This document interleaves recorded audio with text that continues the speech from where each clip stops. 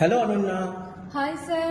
আচ্ছা অনন্যা, সাপোজ ধর কেউ 1,00,000 টাকা লোন নিয়েছে 15% সুদের হারে 5 বছরের জন্য, তাহলে তাকে প্রতি মাসে কত টাকা ইএমআই দিতে হবে তুমি ক্যালকুলেশন করে বলতে পারবে?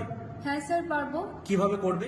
এর জন্য আমাদের প্রথমে ইকুয়ালস প্রেস করতে হবে, তারপর টি লিখতে হবে, তারপর ব্র্যাকেট দিতে হবে, তারপর ইন্টারেস্ট রেটের সেল আইডিটি সিলেক্ট করতে হবে, তারপর এটিকে 12 দিয়ে ভাগ করতে হবে, তারপর কমা দিতে হবে, তারপর ইয়ারের সেল আইডিটি সিলেক্ট করতে হবে, এটিকে 12 দিয়ে গুণ করতে হবে, এরপর কমা দিতে হবে, তারপর মাইনাস চিহ্ন দিতে হবে, তারপর লোনের অ্যামাউন্টটি সিলেক্ট করতে হবে, তারপর ব্র্যাকেট ক্লোজ করতে হবে, তারপর এন্টার দিতে হবে।